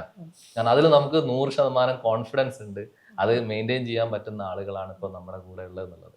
അതിൽ നമ്മളൊരു ബാലൻസും കൂടി കൊണ്ടുവരുന്നുണ്ട്. ഇപ്പം മാം പറഞ്ഞ പോലെ ഇപ്പോഴത്തെ കുട്ടികൾ എന്ന് പറയുന്നത് ഒരുപാട് സോഷ്യൽ മീഡിയ അഡിക്റ്റ് ആയിട്ടുള്ള കുട്ടികളായതുകൊണ്ട് അവരൊക്കെ ദാഹിക്കുന്നത് ഒരു ഡോപ്പമിൻ ഹിറ്റാണ്. അപ്പം നമ്മുടെ ഒരു അറ്റൻഷൻ സ്പാൻ എന്ന് പറയുന്നത് ഇപ്പം ഈ 30 സെക്കൻഡിലേക്ക് കുറഞ്ഞിരിക്കുന്നു.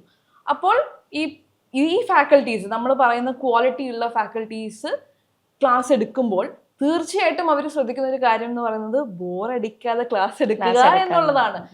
അപ്പോൾ ആ ക്ലാസ്സിനെ, ആ കോൺസെപ്റ്റിനെ ഇൻട്രസ്റ്റിംഗ് ആക്കിക്കൊണ്ട് കുട്ടികളിലേക്ക് എത്തിക്കഴിഞ്ഞാൽ തീർച്ചയായിട്ടും കുട്ടികൾ എന്ത് ചെയ്യുന്നു വെച്ച് കഴിഞ്ഞാൽ അവർ അത് മുഴുവൻ ഇരുന്ന് കേൾക്കും.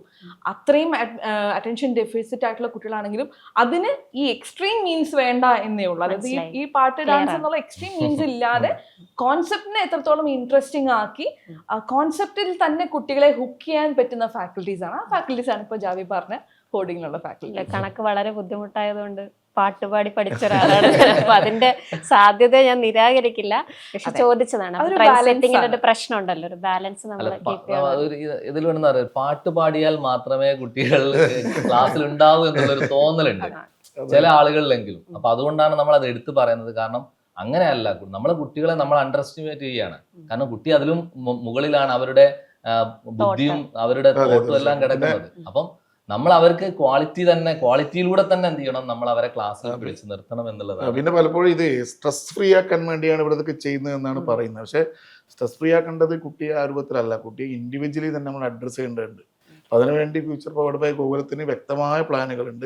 ഓരോ കുട്ടിയെയും ഇൻഡിവിജ്വൽ അറ്റൻഷൻ കൊടുത്തുകൊണ്ട് ഈ കുട്ടി ഇതിലൂടെ ഇത്തരത്തിലുള്ള ഈ കോമ്പറ്റീറ്റീവ് മൈൻഡ് സെറ്റിലൂടെ കടന്നു പോകുമ്പോൾ കുട്ടിക്ക് ഉണ്ടാകുന്ന ഒരുപാട് പ്രശ്നങ്ങളുണ്ട്. പിന്നെ ഹോസ്റ്റലിൽ നിൽക്കുന്ന കുട്ടികൾക്ക് വീട്ടിൽ നിന്ന് മാറി നിൽക്കുമ്പോൾ ഉണ്ടാകുന്ന പ്രശ്നങ്ങളുണ്ട്. ഇതെല്ലാം നമ്മൾ തീർച്ചയായും അഡ്രസ്സ് ചെയ്യേണ്ടതാണ്. പലപ്പോഴും ഈ കുട്ടികളുടെ പ്രശ്നം നമ്മുടെ അടുത്ത് വന്ന് പറയുമ്പോൾ നമ്മുടെ അടുത്തൊക്കെ കുട്ടികൾ നിരന്തരമായി സംസാരിക്കുന്നതാണ്. നമുക്ക് കേൾക്കുമ്പോൾ വളരെ ചെറിയ പ്രശ്നമായിട്ട് തോന്നും. അതിപ്പോൾ ചിലപ്പോൾ പറയും, എൻ്റെ ഒരു ഫ്രണ്ട് എന്നോട് എന്ത് ചെയ്തില്ല, ഇന്ന് രാവിലെ ചിരിച്ചില്ല, അവർ മുഖം കറുപ്പിച്ചാണ് പോയത്. കുട്ടിയുടെ ഇത് കേൾക്കുമ്പോൾ നമുക്ക് വളരെ സില്ലി ഒരു പ്രശ്നമായിട്ട് അതിനെ തോന്നും. പക്ഷേ അത് നമ്മൾ കൃത്യമായി അഡ്രസ്സ് ചെയ്യേണ്ടതുണ്ട്. കാര്യം ഈ കുട്ടി നിൽക്കുന്നത് ഈ അവരുടെ പിയർ ഗ്രൂപ്പിൽ എൻവയൺമെൻറ്റിലാണ് നിൽക്കുന്നത്.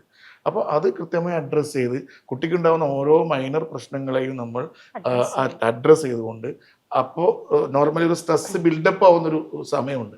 അത് നമ്മൾ അഡ്രസ്സ് ചെയ്തില്ലെങ്കിൽ വലിയ ഒരു ചെറിയ പ്രശ്നങ്ങൾ ഉണ്ടായി വലിയ പ്രശ്നങ്ങൾ ഈ കുട്ടി കടന്നു പോകും.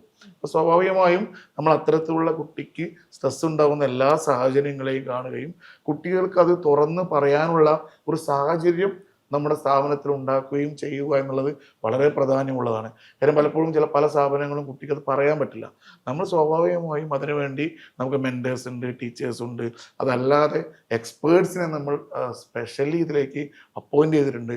അവരെല്ലാം കുട്ടികളെ ഇത്തരത്തിലുള്ള സ്ട്രെസ് മാനേജ് ചെയ്യാൻ വേണ്ടി സഹായിക്കുന്നതാണ്. അപ്പോൾ ഫ്യൂച്ചറിന് ഇപ്പോൾ നിലവിൽ എവിടേക്കാണ് സെന്ററുകൾ ഉള്ളത്?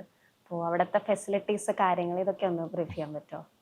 നമുക്ക് ഇപ്പോൾ 5 ക്യാമ്പസുകൾ നിലവിൽ കേരളത്തിലുണ്ട്. അതിൽ കോഴിക്കോട്, തൃശ്ശൂർ, എറണാകുളം, കൊല്ലം, ട്രിവാൻഡ്രം എല്ലാ സ്ഥലത്തും ക്യാമ്പസുകൾ ഓണായി കഴിഞ്ഞു. അപ്പോൾ എല്ലാ സജ്ജീകരണങ്ങളും കഴിഞ്ഞു. ഇത്രയും ക്വിക്കായിട്ട് നമ്മൾ എല്ലാ ക്യാമ്പസുകളും റെഡിയാക്കി കഴിഞ്ഞു. അപ്പോൾ നല്ല അടിപൊളി ക്യാമ്പസുകളാണ്. അതായത് കുട്ടികൾക്ക് എപ്പോഴും പഠിക്കാനുള്ളൊരു അറ്റ്മോസ്ഫിയർ ഒരു ക്യാമ്പസിൽ ഉണ്ടാവുക എന്നുള്ളതാണ്. അപ്പം അത്രത്തോളം ക്വാളിറ്റിയിൽ തന്നെയാണ് നമ്മൾ എല്ലാ ക്യാമ്പസുകളും ഉണ്ടാക്കിയിരിക്കുന്നത്. അപ്പം അതായത് എപ്പോഴും തന്നെ ആളുകൾക്ക് ഉണ്ടാവുന്ന ഒരു കൺഫ്യൂഷൻ എന്ന് പറയുന്ന 2 കാര്യങ്ങളാണ്. ഫീസ് കുറവായതുകൊണ്ട് ക്വാളിറ്റിയിൽ എന്തെങ്കിലും കുറവുണ്ടാവും എന്നുള്ളതാണ്. അപ്പം അത് ടീച്ചേഴ്സിന്റെ കാര്യത്തിലാണെങ്കിലും ഇൻഫ്രാസ്ട്രക്ചറിന്റെ കാര്യത്തിലാണെങ്കിലും നമ്മൾ ഒരു കോംപ്രമൈസും ചെയ്തിട്ടില്ല. എത്രയും അടിപൊളിയായിട്ടുള്ള ക്യാമ്പസുകളാണ്. അവിടെ കയറി വരുമ്പോൾ തന്നെ നല്ലൊരു ഇക്കോസിസ്റ്റം ആയിരിക്കും അവിടെ ഉണ്ടാവാൻ പോകുന്നത്. അപ്പം ക്യാമ്പസുകളൊക്കെ റെഡി ആയി കഴിഞ്ഞു, പ്ലസന്റ് അറ്റ്മോസ്ഫിയർ ആയിരിക്കും ഉണ്ടാവുക. പിന്നെ അതുപോലെ തന്നെ നമ്മൾ എപ്പോഴും ഒരു പാരന്റ് കുട്ടിയെ എന്ത് ചെയ്യുന്നു, ഒരു സ്ഥാപനത്തിലേക്ക് ഏൽപ്പിച്ചു പോകുന്നു. പിന്നെ പേരന്റിന് ആ സ്ഥാപനവുമായി പലപ്പോഴും കമ്മ്യൂണിക്കേറ്റ് ചെയ്യാൻ പറ്റാത്ത രൂപത്തിലുള്ള സാഹചര്യമാണ് ഉണ്ടാവുക. ഇത് വളരെ ബുദ്ധിമുട്ടുള്ള സാഹചര്യമാണ് കുട്ടിയെ സംബന്ധിച്ച്.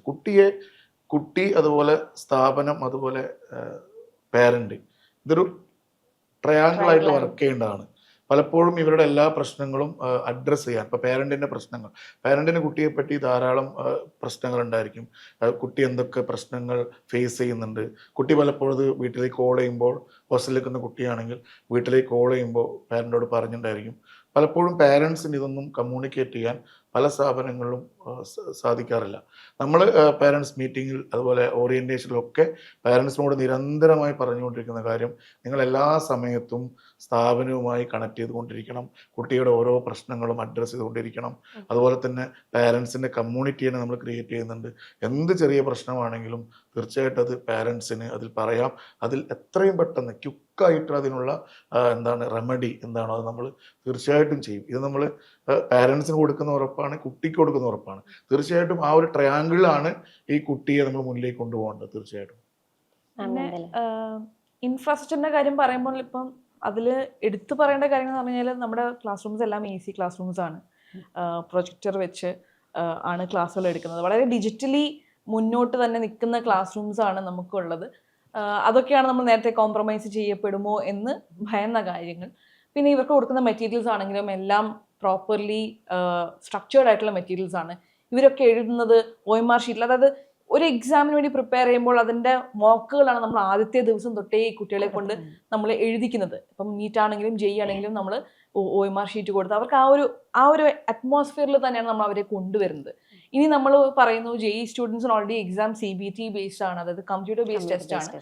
ഇതേപോലെ തന്നെ നീറ്റിനും അടുത്ത വർഷം തൊട്ട് അങ്ങനെ ആവാൻ സാധ്യതയുണ്ട് എന്ന് പറയുന്നുണ്ട്. അങ്ങനെയാണെങ്കിൽ ഈ കുട്ടികളുടെ മോക്ക് എക്സാമുകളൊക്കെ ഇതിലും പരിചയപ്പെടുത്താൻ വേണ്ടിയിട്ടുള്ള ഇൻഫ്രാസ്ട്രക്ചർ നമ്മൾ റെഡിയാക്കിയിട്ടുണ്ട്. അതുകൊണ്ട് അതിലൊന്നും ഒരു കോംപ്രമൈസ് ഉണ്ടാവുകയില്ല. ഈ കുട്ടികൾക്ക് എല്ലാവർക്കും ടാബ് നമ്മൾ കൊടുക്കുന്നുണ്ട്, ആവശ്യമുള്ളവർക്കൊക്കെ. ടാബിൽ ഈ കുട്ടികളുടെ എല്ലാ ഓൺലൈൻ ക്ലാസ്സുകളും നമ്മുടെ ആപ്പ് ത്രൂ തന്നെ കൊടുക്കുന്നുണ്ട്. അതുകൊണ്ട് ഇങ്ങനത്തെ പല കാര്യങ്ങളിൽ ഇൻഫ്രാസ്ട്രക്ചറിൽ നമ്മളൊരു കോംപ്രമൈസും ചെയ്തിട്ടില്ല. ഇതേപോലെ തന്നെ നമ്മൾ നേരത്തെ നിഷേധം പറഞ്ഞ പോലെ പാരൻസുമായിട്ടുള്ള കമ്മ്യൂണിക്കേഷൻ സ്ട്രോങ് ആക്കാൻ വേണ്ടിയിട്ടാണ് നമ്മൾ പേഴ്സണൽ മെന്റർഷിപ്പ് കൊടുക്കുന്നത്. അത് മാത്രമല്ല അല്ല, ഒരു ബാച്ച് സൈസ് ആണ്. സ്റ്റുഡന്റ് മെന്റർ റേഷ്യോ പ്രോപ്പർ ആയിട്ട് നമ്മൾ നോക്കിയിട്ട് തന്നെയാണ് മെന്റേഴ്സ് ഉണ്ടാവുക. അപ്പം കുട്ടികളുടെ എങ്ങനെയാണ് അവരുടെ അക്കാഡമിക് പ്രോഗ്രസ്, എത്ര മാർക്ക് കിട്ടി, ഓരോ ഫസ്റ്റ് എക്സാം തൊട്ട് നമ്മൾ ഒരുപാട് എക്സാംസ് നമ്മൾ അവരെ എഴുതിക്കുന്നുണ്ട്. എങ്ങനെയാണ് മാർക്ക്, എവിടെയാണ് അവർ ലാക്ക് ചെയ്യുന്നത്. അപ്പോൾ ആ കുട്ടിക്ക് വേണ്ടുന്ന മെന്റർഷിപ്പ് എന്ന് പറയുന്നത് നമ്മൾ ഇതിലാണ് ഫോക്കസ് ചെയ്യേണ്ടത്, എങ്ങനെയാണ് ഫോക്കസ് ചെയ്യേണ്ടത്. ഇപ്പം ഇൻ കേസ് ഒരു കുട്ടിക്ക് പ്രത്യേകം ഒരു ടോപ്പിക്കിൽ ഒരു ഡൗട്ട് ക്ലാരിഫൈ ചെയ്യണം എന്നുണ്ടെങ്കിൽ ആ മെന്റർ ത്രൂ റെസ്പെക്റ്റീവ് ഫാക്കൽറ്റീനെ വിളിച്ചിട്ട് കുട്ടിക്ക് ഇങ്ങനെ ഒരു ഡൗട്ടിൻ്റെ പ്രശ്നമുണ്ട്, ഒരു പ്രാവശ്യം കൂടി അതൊന്ന് ആ ഒരു കോൺസെപ്റ്റ് പറഞ്ഞു കൊടുക്കേണ്ടിയിരിക്കുന്നു. അത് കുട്ടികൾ പലപ്പോഴും മുമ്പോട്ട് പോയി പറയാത്ത കാര്യങ്ങളുണ്ടാവും. എനിക്ക് ഈ ടോപ്പിക്കിൽ ഡൗട്ട് ഉണ്ടെങ്കിൽ അല്ലെങ്കിൽ എനിക്കിത് മനസ്സിലായില്ല എന്ന് പറയാൻ മടിയുള്ള ഒരുപാട് കുട്ടികളുണ്ടാവും. അപ്പോൾ ആ ഒരു കമ്മ്യൂണിക്കേഷൻ സ്മൂത്ത് ആക്കാൻ വേണ്ടിയിട്ടാണ് നമുക്ക് മെന്റർഷിപ്പ് ഉള്ളത്. ഈ മെന്റേഴ്സ് തന്നെയാണ് കുട്ടികളുടെ ഒരു റെപ്രസെൻറ്റേറ്റീവ് ആയിട്ട് ടീച്ചേഴ്സിൻ്റെ അടുത്ത് സംസാരിക്കാനാണെങ്കിലും അതേപോലെ പാരൻസിൻ്റെ അടുത്ത് സംസാരിക്കാനും ഒക്കെ ഇവരെല്ലാം ലിങ്ക്ഡ് ആണ്. പിന്നെ ഓരോ ക്ലാസ്സിലും ക്ലാസ് ടീച്ചേഴ്സ് ഉണ്ടാവും. നമ്മുടെ ക്ലാസ് ടീച്ചേഴ്സ് അല്ലെങ്കിൽ നമ്മുടെ ടീച്ചേഴ്സ് ഒക്കെ ഇപ്പം നേരത്തെ മാം പറഞ്ഞ പോലെ വളരെ ഫണ്ണായിട്ടുള്ള ടീച്ചേഴ്സാണ്, വളരെ ഗ്രൗണ്ടഡ് ആയിട്ടുള്ള ടീച്ചേഴ്സാണ്. ആരും വഴക്ക് പറയുകയോ സംശയം വന്ന് ചോദിക്കുമ്പോൾ ഇതാണോ നിന്റെ സംശയം എന്ന് ചോദിക്കുന്ന ടീച്ചേഴ്സേ അല്ല. അവരെ മനസ്സിലാക്കി തന്നെ കൂടെ കൊണ്ടുനടക്കുന്ന ടീച്ചേഴ്സ്. അതെ അതെ, ഫ്രീ ആയിട്ട് സേഫ് ആയിട്ട് അവർക്ക് എന്തും വന്ന് പറയാവുന്ന ഒരു സേഫ് സ്പേസ് ആണ് മെന്റേഴ്സ് ആണെങ്കിലും ഒരുക്കുന്നത്. അതേപോലെ ടീച്ചേഴ്സും ഒരുക്കുന്നത് അതുപോലെ തന്നെ. ഓരോ സെന്റേഴ്സിലും നമുക്ക് അക്കാഡമിക് കോർഡിനേറ്റേഴ്സ് ഉണ്ട്, അവരവിടുത്തെ കാര്യങ്ങളെല്ലാം നോക്കുന്നുണ്ട്. ഈ പറഞ്ഞ നമ്മൾ നേരത്തെ പറഞ്ഞ അക്കാഡമിക് കൗൺസിലാണ് മൊത്തത്തിൽ ഇവരുടെ അക്കാഡമിക്സ്. അപ്പം അക്കാഡമിക്സിൽ നമ്മൾ ഒരിക്കലും ഒരു കോംപ്രമൈസ് വരുത്താതെ തന്നെ, കാരണം അതാണ് കുട്ടികൾക്ക് ഏറ്റവും കൂടുതൽ സ്ട്രെസ് ജനറേറ്റ് ചെയ്യുന്ന ഒരു പോർഷൻ. അക്കാഡമിക്സിൽ സ്ട്രെസ് വരുമ്പോഴാണ് കുട്ടികൾ മൊത്തത്തിൽ ഞാനൊരു ഫെയിലിയർ ആണ് എന്ന് തോന്നുന്നത്. അക്കാഡമിക്സ് സ്ട്രോങ് ആണ് എന്ന് കാണിച്ചു കഴിഞ്ഞാൽ ഓട്ടോമാറ്റിക്കലി കുട്ടികൾക്ക് ബാക്കിയുള്ള സ്ട്രെസ്സുകളൊക്കെ കമ്പാരിറ്റീവ്ലി കുറയുകയും അത് തരണം ചെയ്യാനുള്ള ശക്തി കിട്ടുകയും ചെയ്യും. അപ്പോൾ അത് നമ്മൾ സ്ട്രോങ് ആക്കി കൊടുക്കുകയും ഈ പറഞ്ഞ പോലെ ഒരു എൻവയൺമെന്റ് ഇൻഫ്രാസ്ട്രക്ചറിലൂടെയും ആൾക്കാരിലൂടെയും ഒരു എൻവയൺമെന്റ് ക്ലിയർ ആയിട്ട് നമ്മൾ കൊടുക്കുക എന്നുള്ളതാണ് ചെയ്യുന്നത്. പിന്നെ അക്കാഡമിയിൽ നിന്ന് മാറിയുള്ള ഒരു ചോദ്യമാണ്. ഇപ്പം 3 അധ്യാപകർ ഒന്നിച്ച് കിട്ടേണ്ട ഒരു കൗതുകത്തിന് ചോദിക്കുക, ഇത്രയും വർഷം പഠിപ്പിക്കായിരുന്നല്ലോ ശാസ്ത്ര വിഷയങ്ങളിൽ. അപ്പോൾ കുട്ടികളുടെ അടുത്തുനിന്ന് ഒരുപാട് കാര്യങ്ങൾ നമ്മളായിരിക്കും പഠിക്കുക. അപ്പം ഏറ്റവും വലിയൊരു അൺലേണിംഗ് പ്രോസസ്സ് നിങ്ങൾക്ക് നടന്ന എന്തായിരിക്കും? ഈ സ്ഥാപനം ഉണ്ടാക്കിയ സമയത്തും അല്ലാതെ പഠിപ്പിക്കുന്ന മറ്റ് സ്ഥാപനങ്ങളിൽ വർക്ക് ചെയ്തിരുന്ന സമയത്ത് ഉണ്ടായ ഒരു അൺലേണിംഗ് എന്തായിരുന്നു ഈ കുട്ടികളുടെ ഇടയിൽ? പേഴ്സണലി ഓരോരുത്തർ ഉത്തരം പറഞ്ഞാൽ സന്തോഷമായിരിക്കും. ഞാൻ നേരത്തെ പറഞ്ഞ പോലെ കുട്ടി പലപ്പോഴും എക്സ്ക്ലൂസീവ് ആണ്. നമ്മൾ പലപ്പോഴും ക്ലാസ് റൂമിൽ ആദ്യമായി കാണുന്ന കുട്ടിയെ പലപ്പോഴും ചില ടീച്ചേഴ്സ് ചെയ്യുന്ന ഞാൻ കണ്ടിട്ടുണ്ട്. ഞാനതിന് ഇത്രയും കാലത്തിൻ്റെ അധ്യാപന ജീവിതത്തിൽ അതിന് ശ്രമിച്ചിട്ടേ ഇല്ല. ആദ്യം തന്നെ വരുമ്പോൾ കുട്ടിയെ ഇപ്പോൾ 11th വരുന്ന കുട്ടിയാണെങ്കിൽ 10th ഗ്രേഡുകളെ പറ്റി ചോദിക്കുന്നു, മാർക്കുകളെ പറ്റി ചോദിക്കുന്നു. ഇതെല്ലാം എണീറ്റ് നിപ്പിച്ച് ചോദിക്കുന്ന രീതിയൊക്കെ പല സ്ഥലത്തും ഉണ്ട്.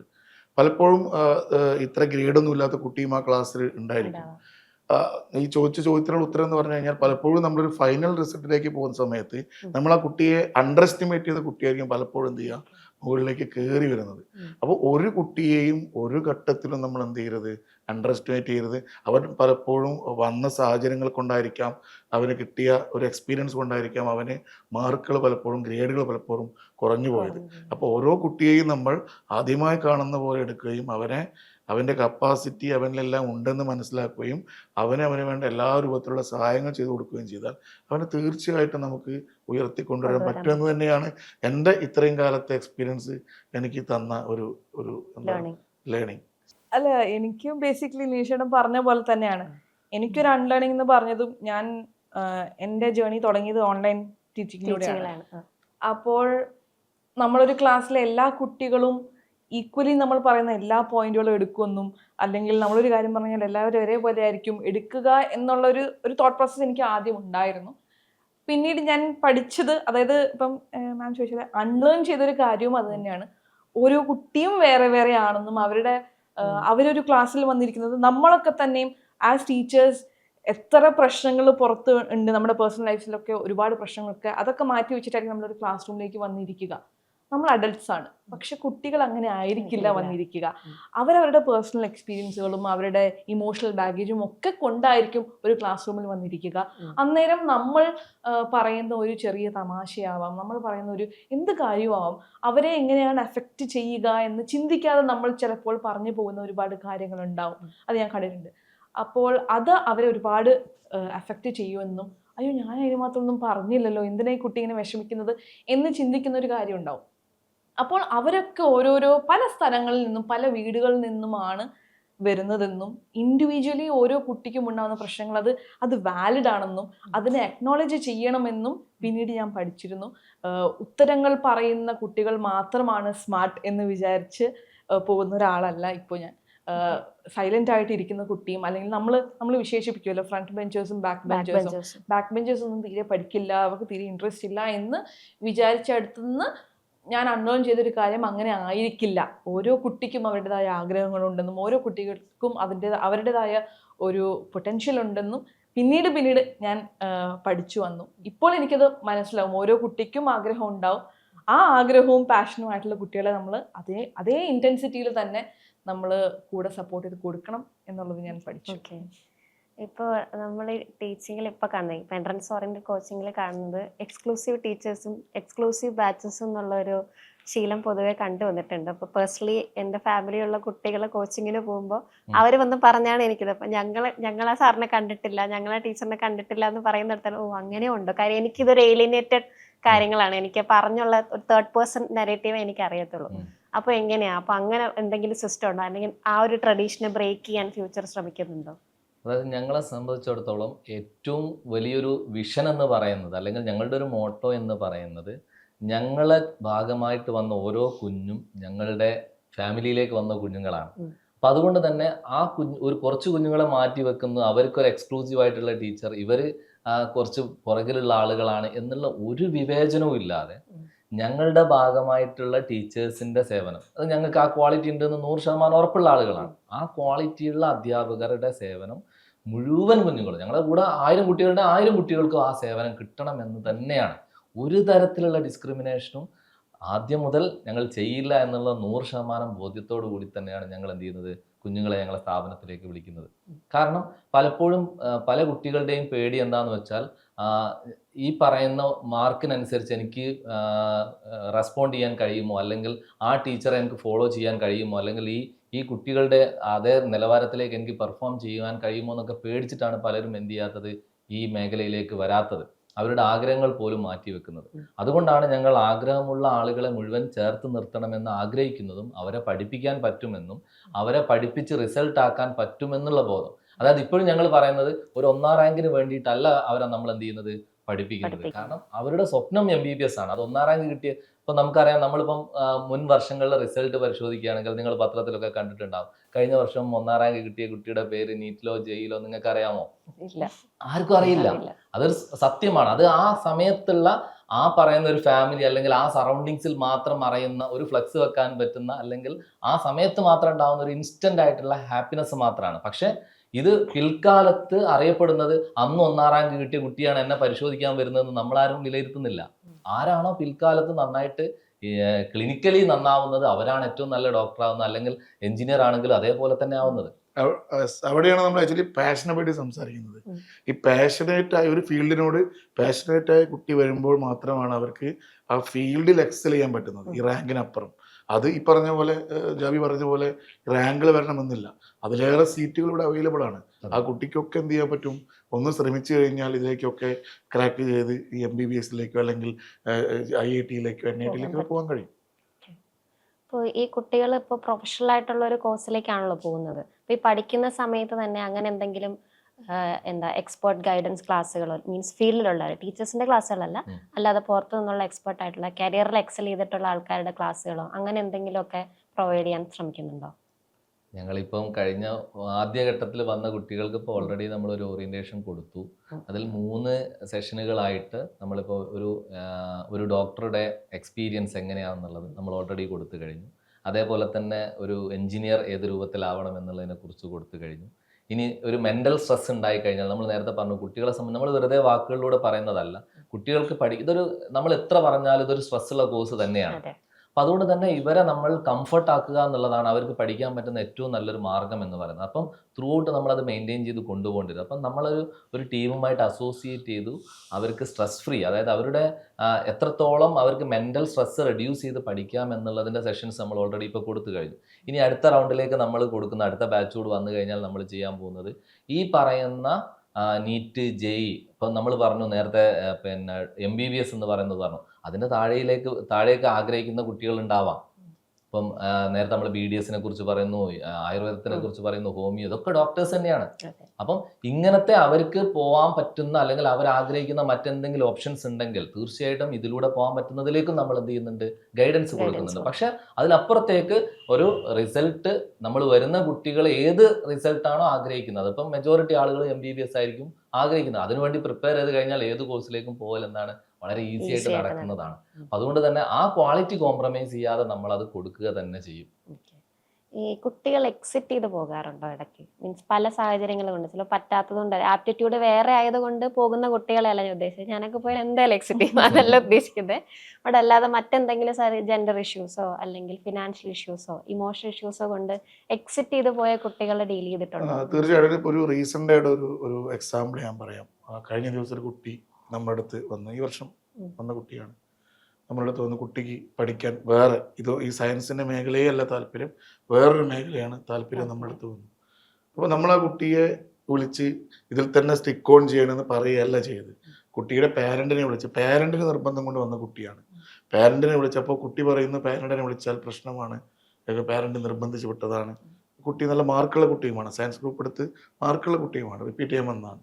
അപ്പോൾ പാരൻറ്റിനെ വിളിച്ച് വരുത്തുകയും പാരൻറ്റിനോട് കുട്ടിയുടെ പാഷനെ പറ്റി സംസാരിക്കുകയും അങ്ങനെ കുട്ടിക്ക് നമ്മൾ അവിടുന്ന് ഒരു മാനസികമായി ഭയങ്കര സന്തോഷം നൽകുന്ന രൂപത്തിലുള്ള ഒരു എക്സിറ്റ് സാധ്യമാക്കുകയാണ് ചെയ്തത്. അതാണ് നേരത്തെ ഞങ്ങൾ പറഞ്ഞുകൊണ്ടിരിക്കുന്നത്. അതായത് ഈ ഫീൽഡിനോട് പാഷനേറ്റായ കുട്ടിയാണ് ഇതിൽ വരേണ്ടത്.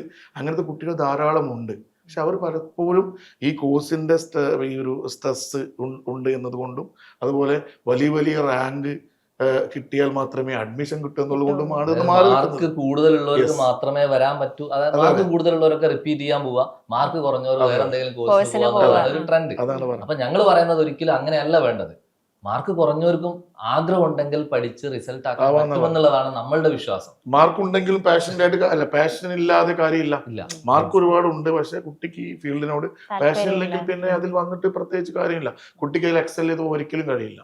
നമ്മൾ പറയുന്നത് മാർക്ക് കുറഞ്ഞാലും പാഷനായിട്ട് കുട്ടിക്ക് സന്തോഷത്തോടു കൂടി ഫ്യൂച്ചറിലേക്ക് വരാം. അവർക്ക് അവരുടെ കപ്പാസിറ്റി അനുസരിച്ചുള്ള എല്ലാ കാര്യങ്ങളും നമ്മൾ കൊടുക്കുകയും അവർക്ക് പറ്റുന്ന ഒരു കോഴ്സിലേക്ക് നമ്മൾ അവരെ പറഞ്ഞയക്കുകയും ചെയ്യും. ഫ്യൂച്ചർ തമിഴ് എന്ന് പറഞ്ഞിട്ട് നീറ്റ് കഴിഞ്ഞു വരുന്ന കുട്ടികളോട് ക്വസ്റ്റ്യൻ ചോദിക്കുന്ന ഒരു ഇൻസ്റ്റാ പോസ്റ്റ് ഞാൻ കണ്ടിരുന്നു റീലായിട്ട്. അപ്പോൾ നിയർ ഫ്യൂച്ചറിൽ അടുത്ത ലാംഗ്വേജസിലേക്ക് സ്പ്രെഡ് ചെയ്യാനോ ഇപ്പൊ പറയാൻ പറ്റുന്നതാണെങ്കിൽ പറഞ്ഞാൽ മതി കേട്ടോ. ഞാനത് കണ്ടതുകൊണ്ട് ചോദിച്ചു എന്നുള്ളതേ ഉള്ളൂ. അങ്ങനെ എന്തെങ്കിലും പ്ലാനുകളുണ്ടോ? ഇതിപ്പോൾ റിവീൽ ചെയ്യാൻ പറ്റുന്നതാണോ? ഫ്യൂച്ചർ തമിഴ് എന്തായാലും നമ്മൾ തുടങ്ങി. നമുക്ക് ഓൺലൈനായിട്ടാണ് ഫ്യൂച്ചർ തമിഴിൻ്റെ കോഴ്സുകൾ ഉള്ളത്, റിപ്പീറ്റഡ് കോഴ്സും +1ൻ്റെയും +2ൻ്റെയും സ്കൂളിനോടൊപ്പം തന്നെ എൻട്രൻസ് ഉള്ള കോഴ്സുകൾ. അങ്ങനെ 3 കോഴ്സുകളായിട്ട് നമ്മൾ ഫ്യൂച്ചർ തമിഴിൽ സ്റ്റാർട്ട് ചെയ്തിട്ടുണ്ട്. അത് ഈ അടുത്ത് തന്നെ നമ്മൾ ലോഞ്ച് ചെയ്യും. അപ്പോൾ അത് വലിയൊരു കാര്യമാണ്. കാരണം നമ്മൾ കേരളത്തിൽ മാത്രം നിൽക്കാൻ ആഗ്രഹിക്കുന്ന ആൾക്കാരല്ല. ഈ പറഞ്ഞ പോലെ തന്നെ ഒരുപാട് എക്സ്പാൻഷൻ പ്ലാൻ ചെയ്തിട്ടുണ്ട്. വേറെയും ഒരുപാട് സർപ്രൈസുകൾ വരാനുണ്ട്. അതൊന്നും ഇപ്പൊ ഇത്രയും മതി. ഇനി അങ്ങോട്ടുള്ളതൊക്കെ വരും സമയത്ത് നമുക്ക് വളരെ പെട്ടെന്ന് അനൗൺസ് ചെയ്യുന്നതായിരിക്കും. ഓക്കെ, അപ്പൊ താങ്ക് യു 3 പേർക്കും. Thank you for coming. എല്ലാ ആശംസകളും for future. Thank you so much.